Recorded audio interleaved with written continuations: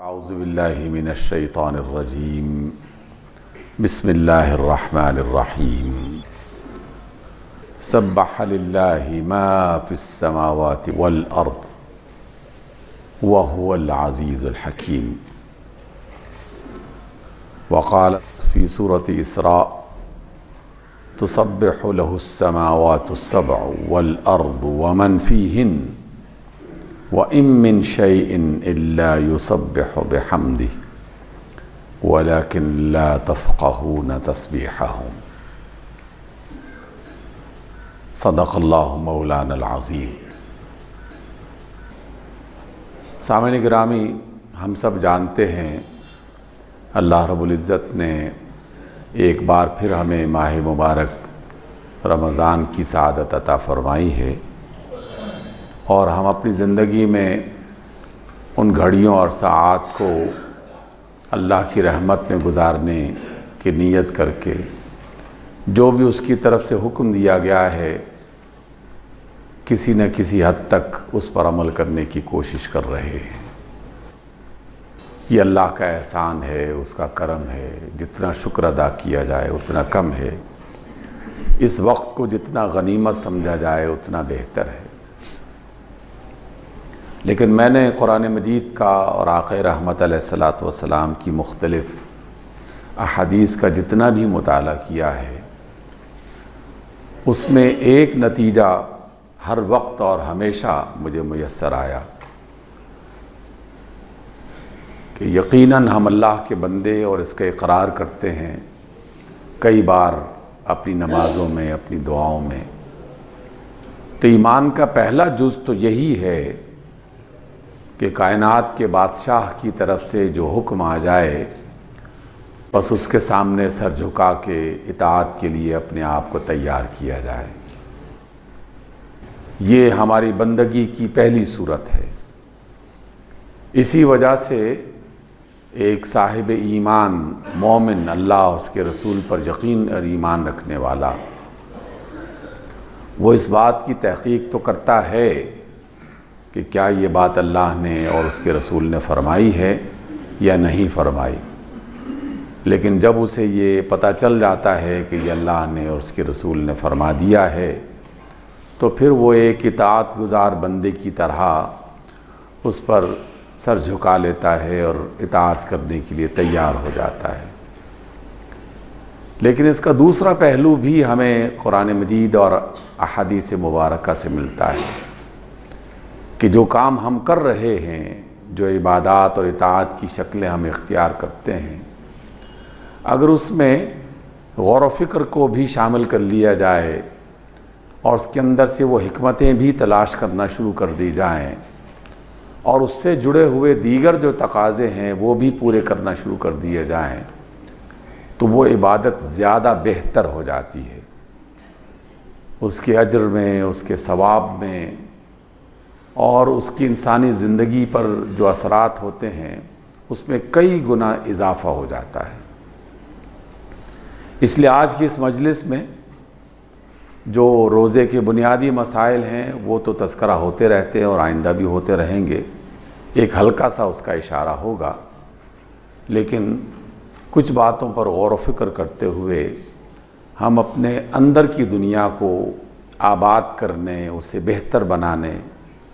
اپنے دل میں ایمان کی جو کیفیت ہے اس کو زیادہ اچھا بنانے کی کوشش کریں، تو پھر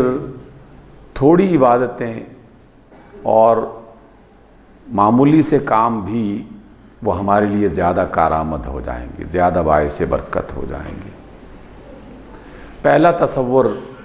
اپنے ذہن میں یہ رکھیے کہ اگر تو ہم میں سے کوئی شخص اس وہم میں مبتلا ہے یا اس غلط فہمی کا شکار ہو گیا ہے کہ اس نے اللہ تعالیٰ کی بہت عبادت کر لی اور اس بار بھی وہ بہت زیادہ عبادت کرنے کے لیے سرتوڑ کوشش کرے گا، اگر اس سے پہلے وہ 1-2 قرآن ختم کیا کرتا تھا تو اب زیادہ ختم کرے گا، پہلے اتنے نوافل پڑھتا تھا تو اب زیادہ پڑھے گا، پہلے اتنا خرچ کرتا تھا تو اب زیادہ کرے گا، یہ خواہش ضرور ہونی چاہیے، اس میں کوئی شک نہیں ہے، لیکن کبھی یہ گمان نہ ہو کہ ہم نے اللہ تعالیٰ کی عبادت کا حق ادا کر دیا ہے، کبھی یہ خیال میں بھی نہ آئے اور اس بات کو ذکر کرنا شروع کر دے کوئی شخص کہ جناب میں نے اتنی بار تسبیحات کر لی، اتنے نوافل ادا کر لیے، اتنے قرآن ختم کر دیے، یہ کام اتنی بار میں نے کر لیا۔ اس تصور کو اللہ کی کتاب نے کئی بار واضح کیا ہے۔ اسی ضمن میں میں نے 2 آیتیں آپ کے سامنے تلاوت کی۔ جو پہلی آیت تھی وہ 2-3 صورتوں میں اللہ تعالیٰ نے دہرائی ہے، ریپیٹ کیا ہے اسے، کہ سبح للہ ما فی السماوات والارض، زمین و آسمان میں جو کچھ بھی ہے، نباتات، جمادات، حیوانات، حشرات، بادل، ہوائیں، بجلیاں، گیسز، کائناتیں، سیارے، ستارے، جس کو بھی شمار کیا جا سکتا ہے، جو بھی انسانی عقل اور علم میں چیز آ سکتی ہے، اس کے بارے میں اللہ نے فرمایا کہ وہ سب کے سب اللہ کی تسبیح بیان کر رہے ہیں۔ جب اللہ کی تسبیح بیان کر رہے ہیں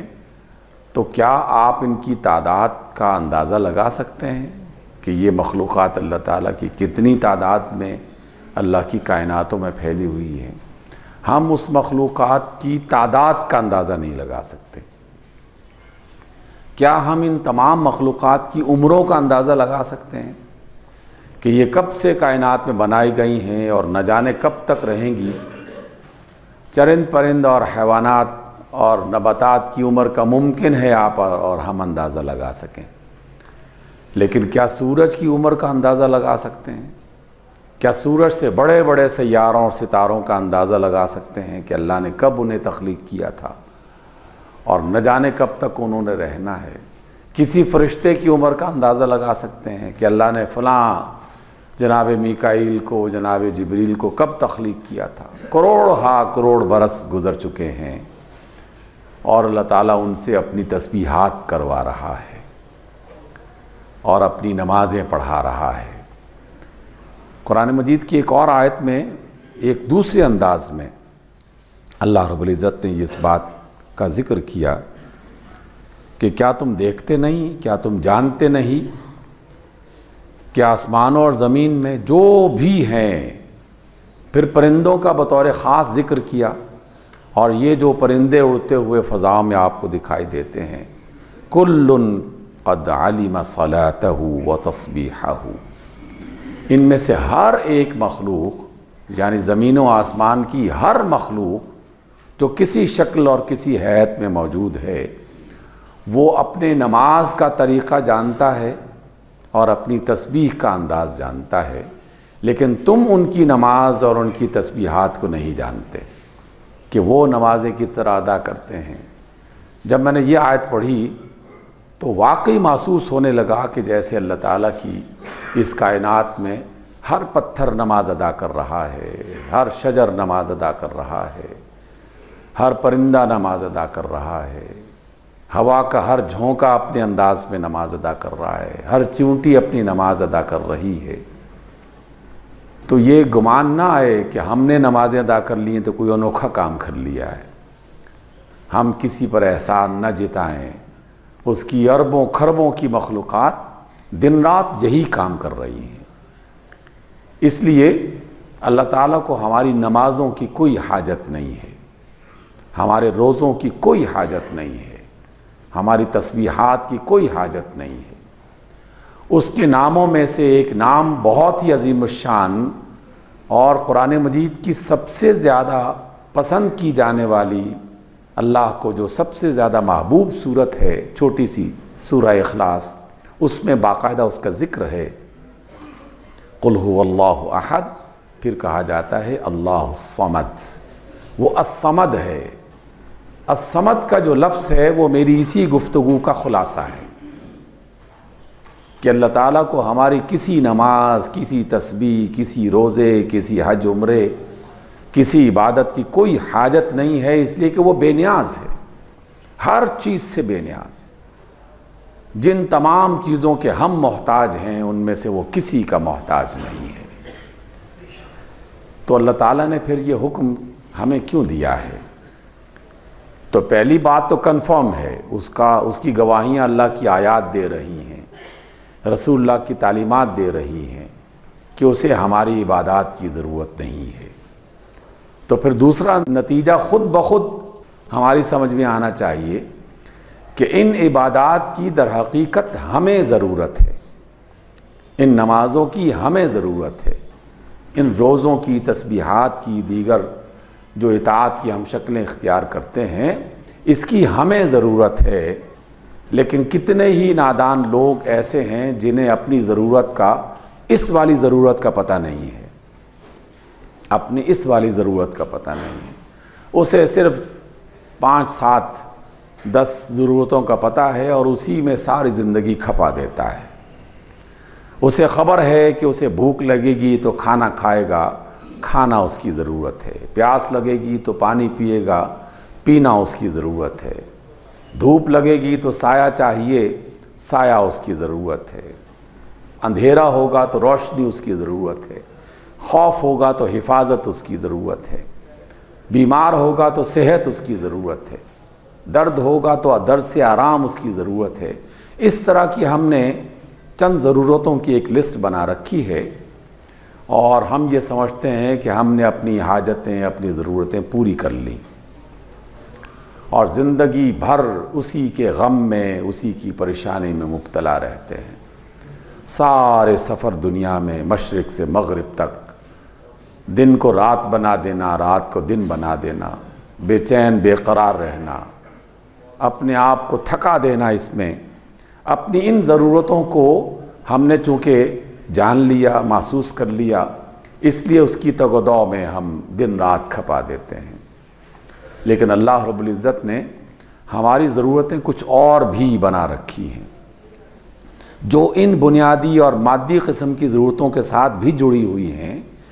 لیکن ان کے پیچھے ایک ایسی چیز ہے جس کو اگر ہم عام لفظوں میں بیان کرنا چاہیں تو جیسے انسان کے بارے میں ہم یہ یقین رکھتے ہیں کہ انسان کا ایک بدن ہے اور ایک اس کی روح ہے، روح نکل جائے تو بدن بیکار ہو جاتا ہے، جان نکل جائے تو جسم بیکار ہو جاتا ہے،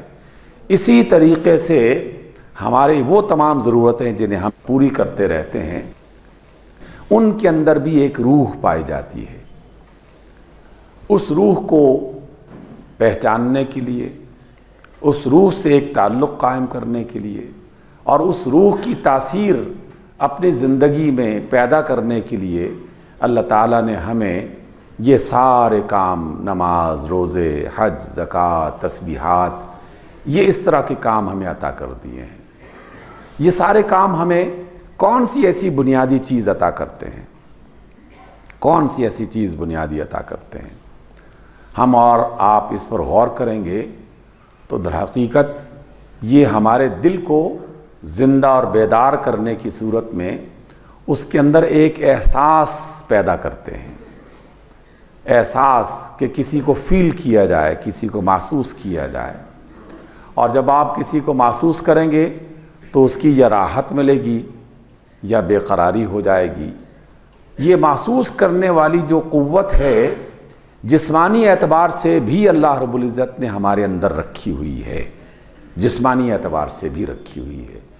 لیکن اللہ تعالیٰ یہ محسوس کرنے کی جو صلاحیت اور طاقت ہے، اس کو ہر چیز کا حصہ بنانا چاہتا ہے،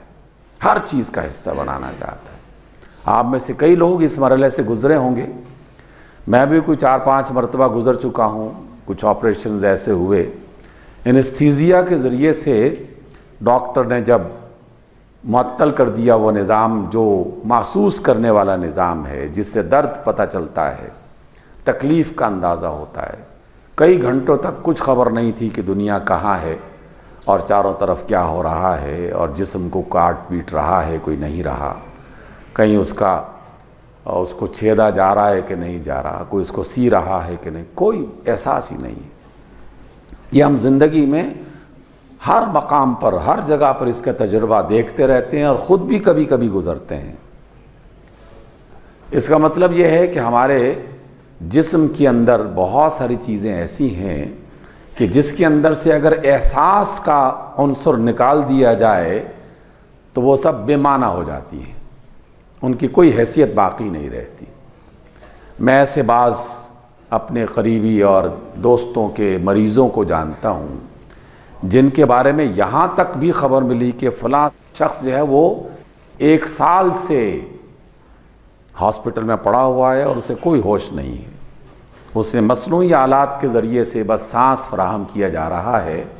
ڈاکٹرز کہتے ہیں کہ میڈیکلی یہ بندہ بس یوں سمجھو کہ مر چکا ہے، لیکن چونکہ سانس کی آمد و رفت جاری ہے اس لیے وہ محض اس کا ایک بھاڑا اور اس کی قیمت ادا کر رہے ہیں ہر روز کی۔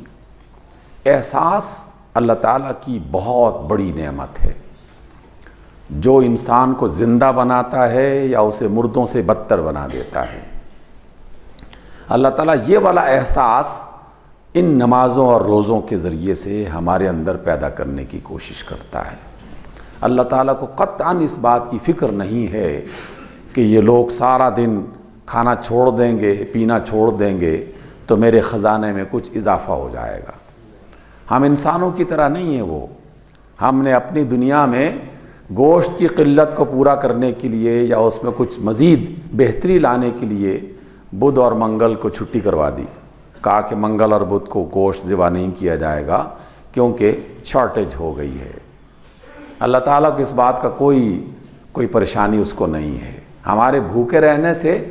اس کے خزانے میں ذرہ برابر کمی نہیں آتی، اس میں اور اضافہ نہیں ہوتا کسی دوسری صورت میں بھی۔ تو اس اعتبار سے جان لیجئے کہ بھوکا رکھنا، پیاسا رکھنا یہ اللہ کی غرض نہیں ہے۔ اللہ تعالیٰ اس کے پیچھے وہ احساس پیدا کرنا چاہتا ہے جس احساس کی بنیاد پر ایک انسان زندہ انسان بن جاتا ہے، اسے کسی کا درد، کسی کا دکھ وہ پتہ چلنا شروع ہو جاتا ہے، اسے اللہ تعالیٰ کی نعمت کی قدر محسوس ہونا شروع ہو جاتی ہے، اسے اللہ تعالیٰ کے احسان کا احساس ہونے لگتا ہے۔ اسی کو ہی تقویٰ کہا جاتا ہے۔ تقویٰ کسی پتھر کا نام نہیں ہے، کسی حرکت کا نام نہیں ہے، کسی میٹیریل محسوس کی جانے والی اس طرح کی چیز کا نام نہیں ہے۔ تقویٰ اس درد کا نام ہے، اس خیال کا نام ہے جس کی بنا پر ایک انسان دوسرے انسان اور ایک انسان اپنے خالق اور مالک ہے اس کے ساتھ وابستہ ہو جاتا ہے۔ جب وہ دوسرے کو کچھ کھلاتا ہے، کچھ پلاتا ہے تو اللہ تعالیٰ کو اس کی یہ ادا پسند آتی ہے، اور جب وہ اللہ تعالیٰ کا شکر ادا کرتا ہے اس سے پہلے اور اس کے بعد تو اللہ تعالیٰ کو مزید اس بات پر فخر ہوتا ہے، اور وہ اس فخر کا ذکر اپنے بندوں میں، اپنے فرشتوں میں کرتا ہے کہ دیکھو اس نے میرے بندے کا پہلے خیال کیا، پھر اس نے میرا شکر ادا کیا، تو دونوں نیک کام جو ہیں وہ اس کے اندر تقویٰ کو پیدا کرنے کا، میرے احساس کو پیدا کرنے کا میں نے محسوس کر لیا ہے۔ اس بندے کو میں بہت پسند کرتا ہوں، اس سے بہت محبت کرتا ہوں۔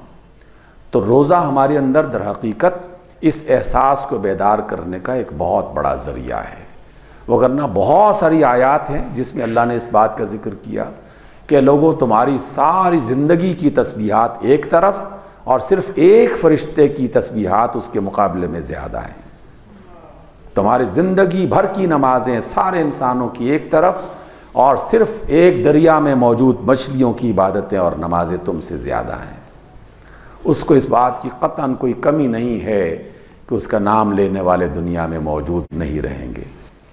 نہیں، یہ تو ہماری ضرورتیں ہیں جس کی بنا پر ہمارے اعمال اچھا ہونا شروع ہو جاتے ہیں، ہمارے اندر جسمانی اعتبار سے بھی توانائی پیدا ہونا شروع ہو جاتی ہے،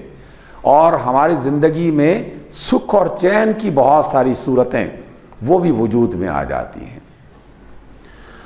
سامعین گرامی، تجربہ کیا ہوگا آپ حضرات نے کئی بار، دوبارہ تجربہ کر کے دیکھ لیں۔ بہترین کھانا کھائیں، کئی ہزار اس پہ صرف کر دیں، بہترین مقام پہ وہ کھانا کھائیں، یقیناً اس میں مزہ آئے گا، لذت ملے گی، لیکن کسی بھوکے کو آپ نے تھوڑا سا کھانا کھلا دیا تو اللہ تعالیٰ اس کی لذت آپ کو زیادہ دیر تک عطا کرتا ہے۔ اس کا ایک خاص احساس ہے جسے آپ لذت کہہ دیں، جسے آپ سکون کہہ دیں، جسے آپ راحت کہہ دیں، جسے آپ خوشی کہہ دیں، یہ خوشی بعض اوقات برس ہا برس تک انسان کے ساتھ رہتی ہے۔ تو اللہ تعالیٰ ان عبادات کے ذریعے سے در حقیقت ایک انسان کو زندہ انسان بنا کے رکھتا ہے۔ وہ لوگ سب مردے لوگ ہیں، وہ میتیں ہیں جو ہمارے آس پاس رہتی ہیں، جو اپنے گھر میں بیٹھ کر عیاشی کرتے ہیں اور ان کے پڑوسی بھوکے رہتے ہیں۔ وہ سارے آفیسرز اور بڑے بڑے با اختیار لوگ مردہ لوگ ہیں، میتیں ہیں، جو اپنے بڑے بڑے دفاتر میں بیٹھ کر اپنے لیے زیادہ سے زیادہ سمیٹنے کی کوشش کرتے ہیں اور خلق خدا کے لیے مصیبتیں پیدا کرتے ہیں، کیونکہ وہ نماز پڑھیں بھی تو محض ایک ایکسرسائز کر رہے ہوتے ہیں، یا ایک معاشرتی دباؤ ہے کہ لوگ کہیں کہ نماز بھی پڑھتا ہے، لوگ کہیں کہ روزہ بھی رکھتا ہے۔ اس کے اندر سے وہ روح ختم ہو چکی ہوتی ہے۔ اگر ختم نہ ہوتی تو میں آج کی دنیا کی، آج کی زبان میں ہر روز جو ہم اپنے تبصروں میں ذکر کرتے ہیں، تو کبھی بھی وہ لوگ ہماری اپنی اس دنیا میں، ہمارے اس معاشرے میں لوگوں کی زندگی کو اجیرن نہ بناتے، اسے پریشان نہ کرتے۔ بظاہر یہ کہا جاتا ہے کہ اتنے من آٹے اور اتنی بوریاں ہم نے تقسیم کر دی، لیکن اس تقسیم کے پیچھے جب روح ختم ہو جائے تو پھر اس تقسیم کے پیچھے ہم وہ والا عمل دیکھتے ہیں جس پر سوائے افسوس اور ہائے ہائے کرنے کے کچھ حاصل نہیں ہوتا۔ بوسیدہ، پرانا، بیماری پھیلانے والا آٹا وہ تقسیم کر دیا جاتا ہے۔ اللہ کے بندوں کو ذلت میں، رسوائی میں ڈال کر انہیں قطاروں میں دور تک کھڑے کرنا، پھر ان کو آٹے کے لیے سامنے لے کے آنا، پھر ان کی تصویریں بنانا، پھر ان بھگدڑ میں ان میں سے بعض کا بے ہوش ہو جانا۔ یہ آٹا تقسیم نہیں کیا جا رہا، یہ ایک ایسا عمل ہے جس کے اندر سے روح نکال دی گئی ہے۔ روح کیا ہے؟ روح یہ ہے کہ انسان کی سب سے بڑی ضرورت اس کی عزت اور اس کا احترام ہے۔ بھوک اس کی بڑی ضرورت نہیں ہے، اگرچہ بھوک بھی ضرورت ہے، لیکن اسے کھلاؤ تو عزت کے ساتھ کھلاؤ، اسے پلاؤ تو عزت کے ساتھ پلاؤ، اس کی مدد کرو تو عزت کے ساتھ اس کی مدد کرو۔ رسول اللہ صلی اللہ علیہ وسلم نے یہاں تک فرمایا کہ اگر تم کسی کی مدد زکوٰۃ ادا کرنے کی صورت میں بھی کرو تو یہ بتانے کی ضرورت نہیں ہے کہ میں تمہیں زکوٰۃ دے رہا ہوں، تاکہ اسے یہ احساس نہ ہو کہ اچھا میں تو اب زکوٰۃ کا حقدار بن چکا ہوں۔ اور اگر یہ کہا جائے، کتنی بڑی حدیث میں نے ایک مجلس میں کبھی آپ کے سامنے پیش کی تھی، رسول اللہ صلی اللہ علیہ وسلم خود فرماتے ہیں کہ اللہ رب العزت نے جب فولاد کو ایجاد کیا تو فرشتوں نے پہلی بار فولاد کو دیکھا تو کہا کہ یا اللہ بڑی مضبوط تخلیق ہے تیری۔ تو پوچھا کہ یا اللہ اس سے بھی زیادہ کوئی مضبوط ہے، کوئی طاقتور ہے؟ اللہ فرماتے کہ ہاں، آگ ہے، اس فولاد کو پگھلا کے رکھ دیتی ہے۔ پھر پوچھا کہ آگ سے بھی کوئی طاقتور ہے؟ فرمایا کہ ہاں، پانی ہے جو اس کو بجھا دیتا ہے۔ پھر پوچھا کہ کیا پانی سے بھی کوئی طاقتور ہے؟ تو اللہ نے بتایا کہ ہاں، ہوا ہے، سمندروں میں طوفان برپا کر دیتی ہے۔ پھر پوچھا اس سے بھی یا اللہ کوئی طاقتور ہے؟ تو آپ نے فرمایا کہ وہ مرد مومن، وہ مومن انسان جو کسی کی مدد کرتا ہے اور اس کے سیدھے ہاتھ سے وہ مدد کر رہا ہے، الٹے ہاتھ کو پتہ نہیں چلتا۔ گویا کہ ساری کائنات سے زیادہ طاقتور، اللہ تعالیٰ کے ہاں مضبوط، توانا وہ انسان ہے جو کسی کی مدد کرے اور مدد جس کی جا رہی ہے اس کو پتہ ہی نہ چلے اور اس کی ضرورت پوری ہو جائے۔ اللہ کے ایسے بندے ہیں۔ عراق میں ہمارے ایک دوست تھے، کئی دفعہ ان کے ساتھ ملاقات ہوئی تو کہا کہ جب وہاں پر بہت زیادہ حالات خراب ہو گئے اور لوگوں میں بھوک اور پیاس اور پریشانی بڑھ گئی، حد سے زیادہ غربت عام ہونا شروع ہو گئی، تو کئی اللہ کے بندے رات کے وقت کھانے پینے کے تھیلے تیار کرتے تھے اور فجر کی نماز سے پہلے مختلف دروازوں کے سامنے رکھ کے آ جاتے تھے۔ نماز کے لیے وہ باہر نکلا تو پتہ چلا کہ باہر کسی نے تھیلا رکھ دیا ہے۔ تھیلے میں اتنی طاقت نہیں ہے جتنا اس کے اس احساس میں یہ طاقت تھی۔ اللہ تعالیٰ کو وہ احساس پسند آیا تھا کہ جس میں اس نے اللہ کے کسی بندے کی مدد تو کی لیکن اس کی عزت نفس کو مجروح نہیں کیا۔ ہم پہلے مشکل بناتے ہیں اور پھر اس مشکل کا حل ایک انتہائی بھونڈے انداز میں کرتے ہیں، اور مزید اللہ تعالیٰ کی ناراضگی کو، پہلے مشکل بنانے میں اللہ ناراض ہوا، پھر اس مشکل کو غلط طریقے سے پورا کرنے میں اللہ تعالیٰ ناراض ہوا۔ تو سوائے ذلتوں کے اور پریشانیوں کے اور اللہ تعالیٰ کی ناراضگیوں کے ہم اپنے دامن میں نہیں بھرتے۔ اس لیے سامعین گرامی، یہ روزہ انسان کو بیدار کرنے کے لیے اللہ تعالیٰ نے عطا کیا ہے، اور بیدار کرنے کے علاوہ ایک اور بھی بڑی خوبصورت شکل اس کے اندر پائی جاتی ہے۔ قرآن مجید کی ایک آیت ہے، بہت بڑی آیت ہے، اس کی تفسیر میں ساری زندگی کھپ جائے پوری نہیں ہو سکتی، لیکن میں ایک اشارہ صرف دیتا ہوں۔ اللہ نے فرمایا کہ اے لوگو، اللہ کا رنگ اختیار کرو، اللہ کا رنگ اختیار کرو، اور اللہ کے رنگ سے زیادہ اچھا رنگ کس کا ہے؟ نہیں ہے، کسی اور کا رنگ نہیں ہے۔ اب اللہ کا رنگ جو ہے وہ کوئی کالا پیلا نیلا نہیں ہے یا سبز، اس طرح کا یہ رنگ نہیں ہے۔ اللہ تعالیٰ کے رنگ اس کے ناموں کے اندر چھپے ہوئے ہیں، اس کی صفات کے اندر چھپے ہوئے ہیں۔ اللہ تعالیٰ کے ایک رنگ ہے الرحیم، مہربانی کرنے والا، رحم فرمانے والا۔ اللہ تعالیٰ کے ایک نام ہے رؤوف، شفقت کرنے والا، کسی کے ساتھ مہربان ہونے والا، اس کی سرپرستی کرنے والا۔ اللہ نے یہ دو نام اس قدر پسند کیے کہ اپنے رسول کے بھی یہی نام رکھ دیے۔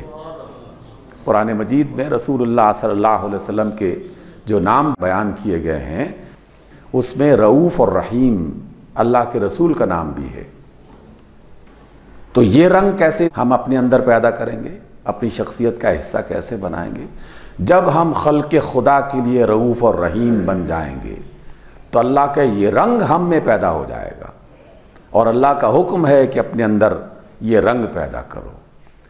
آپ روزے کو اس حوالے سے سوچنا شروع کر دیں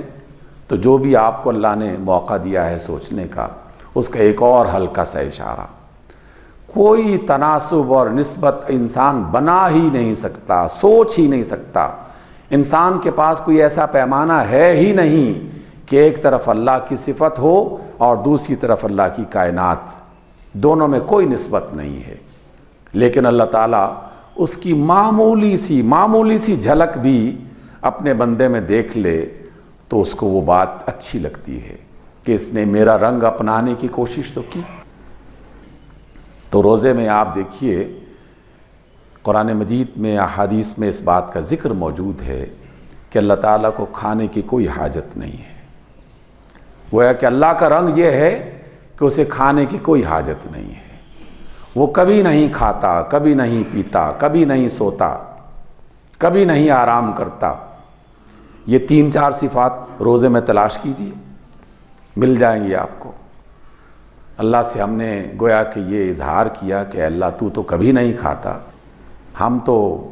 کمزور بندے ہیں، لیکن چلیں کچھ وقت کے لیے ہم بھی کچھ نہیں کھاتے، تیرے رنگ کا ایک معمولی سا حصہ ہم نے اپنی زندگی میں شامل کیا ہے۔ اور اللہ کے نیک بندے روزے اسی وجہ سے رکھا کرتے تھے کہ اللہ کا یہ رنگ انسان کے اندر پیدا ہو جائے تو وہ بے نیازی والی زندگی میں چلا جاتا ہے، اور وہ طاقت اور قوت نہ کھانے کے اندر سے تلاش کر لیتا ہے، نہ کھانے کے اندر سے۔ اور دیکھیے جناب، پورے یقین سے میں بات آپ کو کہہ رہا ہوں، زیادہ کھانے سے کبھی انسان طاقتور نہیں ہوتا۔ تھوڑا کھانے سے، وقت پہ کھانے سے، اچھا کھانے سے اور اپنے کھانے کے ساتھ دوسروں کو کھلانے سے اس کی توانائیوں میں 1000 گنا بڑا اضافہ ہو جاتا ہے۔ اور میں نے رسول اللہ صلی اللہ علیہ وسلم کی سیرت کے اندر یہ بات بارہا پڑھی کہ آپ صلی اللہ علیہ وسلم اکثر و بیشتر بھوکے رہا کرتے تھے۔ روزے تو رکھتے ہی تھے، لیکن اگر روزے نہیں بھی رکھنے تو تب بھی کھانے میں کبھی بھی بے تحاشا آپ نے نہیں کھایا۔ اس کو آپ نے اپنی ذات کا حصہ بنایا۔ بہت کم سوتے تھے، قرآن مجید میں تو باقاعدہ اس کا حوالہ مل گیا۔ ہم اپنی بات کو یہاں پر سمیٹتے ہیں کہ اس رمضان میں اور ان روزوں اور ان عبادات میں اللہ کے ان رنگوں کو تلاش کریں، اور وہ رنگ اپنی شخصیت اور اپنی ذات میں کسی حد تک بھی پیدا کرنے کی جو توفیق مل رہی ہے وہ کوشش کریں۔ اللہ تعالیٰ میرا اور آپ کا حامی و ناصر ہو اور ہمیں اچھی عبادات کرنے کی توفیق عطا فرمائے۔ اقول قولی ھذا واستغفر اللہ لی ولکم۔